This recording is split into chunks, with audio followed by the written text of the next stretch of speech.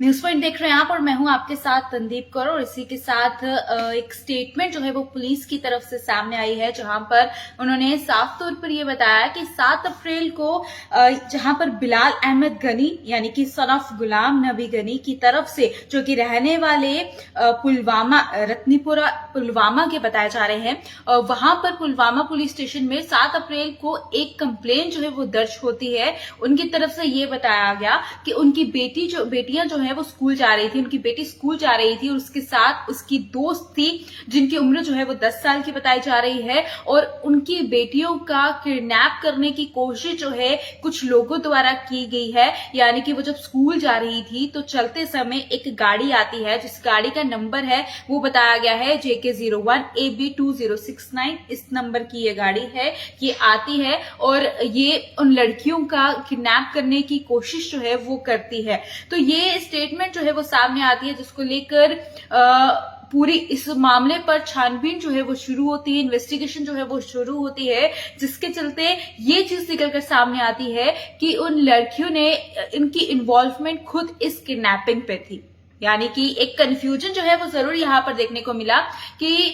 ये पूरी प्लानिंग जो है उन लड़कियों की तरफ से की गई थी, क्योंकि वो स्कूल से बंक करना चाहती थी, स्कूल नहीं जाना चाहती थी, जिसके चलते उन्होंने एक रीजन जो है अपने घर वालों को दिया और वहीं पर पेरेंट्स ने 7 अप्रैल को एक कंप्लेन जो है वो police station Pulwama police station में करवाई और जिस पर ये तमाम जानकारी जो है बच्चों की तरफ से दी गई। वहां पर साफ तौर पर यह बताया कि उनकी बच्ची जो है वो स्कूल जा रही थी, उसके साथ उसकी क्लासमेट थी, उसकी दोस्त थी जिसकी उम्र 10 साल है और वो स्कूल की तरफ जो है कुछ लोकेशन तक जो है वो पैदल चल रही थी। उसी दौरान एक गाड़ी आती है जिसका नंबर JK01 AB2069 है और वो उन्हें किडनैप करने की कोशिश करती है दोनों को, जिसके चलते ये FIR जो है 91/2025 अंडर सेक्शन 137(2) BNS के तहत जो है वो रजिस्टर की जाती है। और इस बीच में ये देखने को मिलता है, पूरी इन्वेस्टिगेशन होती है जब CCTV फुटेज जो है वो पुलिस की तरफ से उन एरियाज की चेक की जाती है, क्योंकि ये बताया जाता है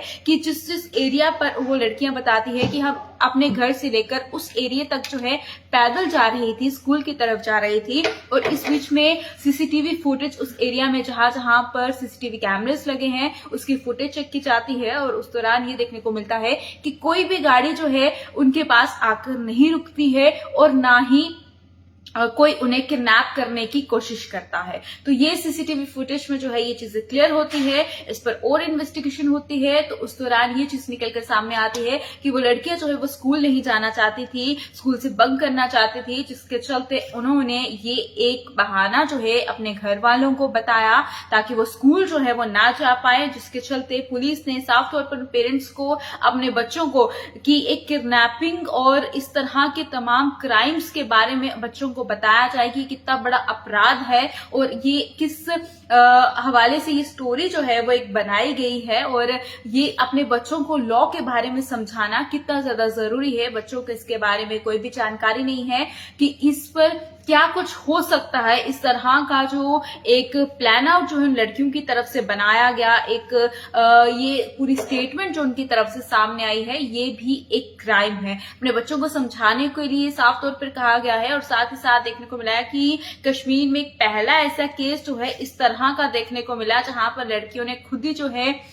एक कार ड्राइवर को जो है एक्यूज बना लिया, ये कह दिया, एक नंबर बता दिया और कहा कि हमें किडनैप करने की कोशिश जो है वो की गई है। तो इस तरह के बच्चों को ये सब चीजें समझाना कितना ज्यादा जरूरी है। आप सबके लिए भी बहुत ज्यादा जरूरी है कि आप सब भी अपने बच्चों को जानकारी दें, लॉ के बारे में बताएं कि इस तरह की स्टेटमेंट देना और ये सब बताना भी एक अपराध है, जिससे उन्हें बचना चाहिए। और ये सब क्राइम आजकल कितने ज्यादा यहाँ पर हो रहे हैं और इस तरह की स्टेटमेंट देना, स्कूल ने जाने के बहाने एक रीजन जो है खुद से बनाकर पेश करना पेरेंट्स के सामने, ये किस हद तक सही है और गलत है। आपको भी अपने बच्चों को इस तरह के पढ़ाई के बारे में, लॉ के बारे में जरूर समझाना चाहिए।